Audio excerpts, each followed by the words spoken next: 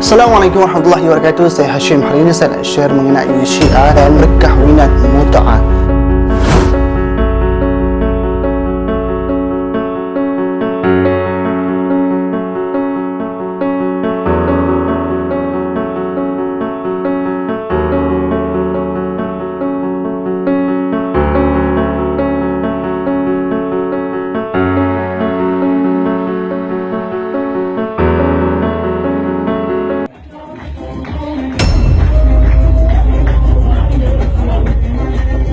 Baiklah, bagi orang yang tidak tahu dan tidak berfikir, mereka akan sangka bahawa Syiah itu sebenarnya adalah sama dengan Islam yang sebenarnya. Cuma berbeza sama ada Aswaja atau Wahabi. Dan kedua kumpulan ini masih lagi sebenarnya berada dalam Al-Quran dan Sunnah. Sedangkan Syiah ini lebih tepat kita panggil sebagai ajaran yang berbahaya. Hidup dengan nama Islam dan berpakaian alim, tapi sebaliknya perilaku mereka seperti orang kafir yang tidak beriman dengan Al-Quran dan Sunnah. Sebagai contoh yang amat ketara sekali, rukun iman yang ada di dalam Islam dengan rukun iman yang ada pada Syiah adalah sangat jauh berbeza. Apa yang diajarkan oleh Rasulullah, rukun iman itu ada 6. Dalam hadis juga disebutkan ada 6, iaitu ketika hadis Nabi SAW, fa'atahu Jibril faqala mal iman. Nabi SAW menjawab, qala al iman an tu'mina billahi wa malaikatihi wa kutubihi wa rusulihi wal yaumil akhiri wal qadri khairihi wa syarrihi minallah. Kita beriman kepada Allah, kita beriman kepada malaikat, kita beriman kepada kitab, kita beriman kepada Rasul, kita beriman kepada hari kiamat, dan terakhir kita beriman kepada qada dan qadar daripada Allah Subhanahu wa taala.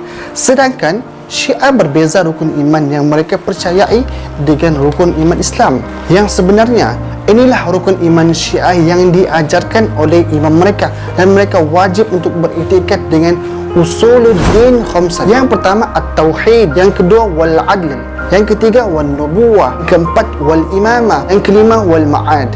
Maksudnya prinsip dalam agama ada 5: tauhid, kepercayaan, keadilan, kenabian, dan imamah, dan juga ma'ad. Jadi sangatlah jelas perbezaan antara rukun iman Syiah dan juga rukun iman Islam yang diajarkan oleh Rasulullah SAW. Bahkan mereka tidak meletakkan kepercayaan kepada malaikat dan menambah dengan percaya kepada imam-imam mereka. Jadi antara Syiah dan Islam adalah dua perkara yang berbeza yang sangat-sangat ketara. Meskipun mereka mengaku sebagai Islam, tapi ia tidak selaras dengan apa yang diajarkan oleh Rasulullah, apa yang diajarkan oleh Al-Quran dan Sunnah, termasuklah dalam rukun Islam.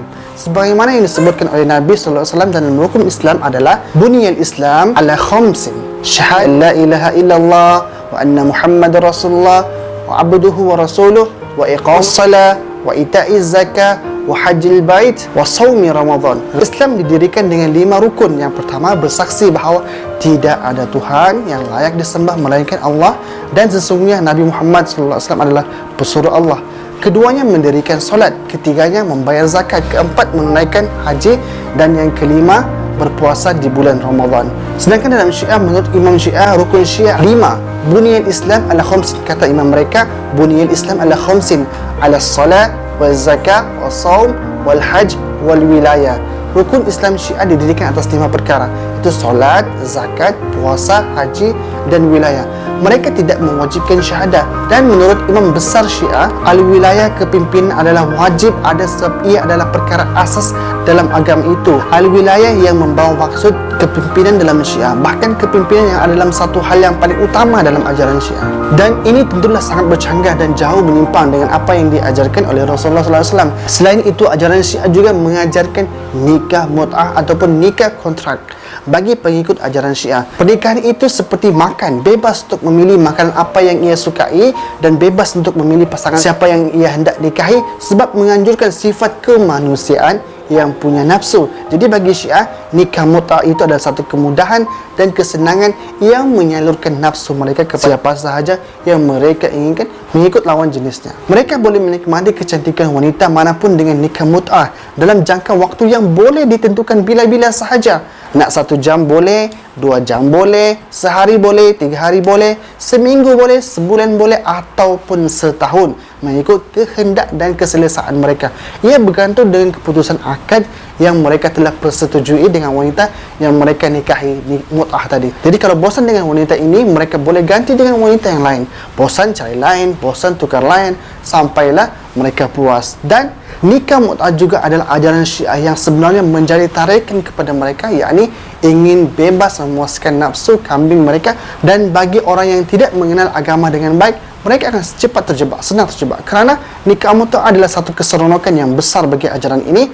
Asalkan anda mempunyai wang untuk dijadikan mahar, maka anda bebas untuk memilih siapa sahaja wanita yang anda inginkan, yang cantik ataupun sebagainya. Dan anda bebas juga untuk memilih waktu dan tempo untuk melakukan nikah mut'ah tersebut. Bahkan mudahnya nikah mut'ah Syiah ini, imam-imam Syiah membenarkan akad nikah untuk 100 orang. Ingat ya, 100 orang. Bukan hanya 4 orang sahaja dalam satu masa, tetapi 100 orang boleh dinikahi mut'ah. Na'udzubillah. Sedangkan dalam Islam hanya membenarkan maksimum untuk menikahi perempuan adalah 4 orang sahaja dalam satu masa, dan lelaki pun kena berlaku adil. Sedangkan di Syiah tidak ada batasnya nikah mut'ah. Maka wanita-wanita di Syiah banyak yang menyediakan perkhidmatan nikah mut'ah kepada lelaki-lelaki dan pelancong-pelancong luar yang datang ke negara mereka, supaya mereka tertarik dengan ajaran Syiah dan mengikuti ajaran Syiah. Maka boleh disifatkan nikah mut'ah ini adalah satu pelacuran atas nama agama, kerana imam besar mereka membenarkan nikah mut'ah tanpa ada wali, tanpa ada saksi, dan boleh melakukan hubungan bersama sekali, 2 kali dan sebagainya.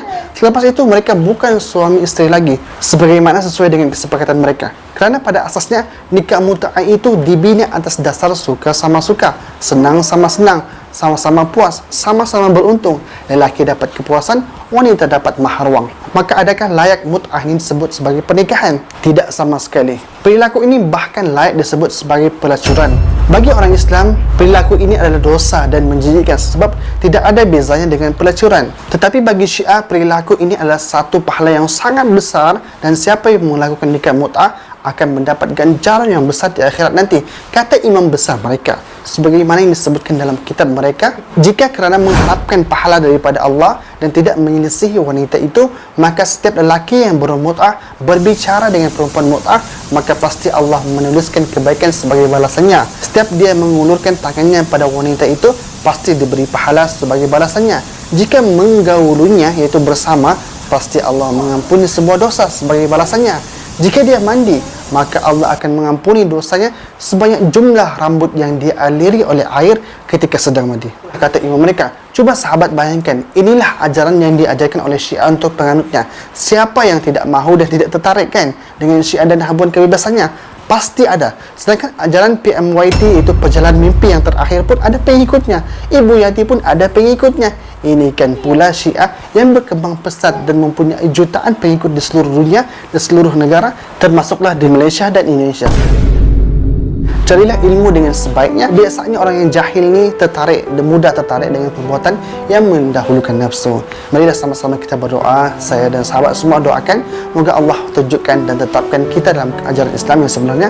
Moga Allah jauhkan kita daripada berbagai ajaran fitnah dan fahaman yang menyimpang daripada Islam. Moga Allah berikan kita keselamatan dunia dan akhirat.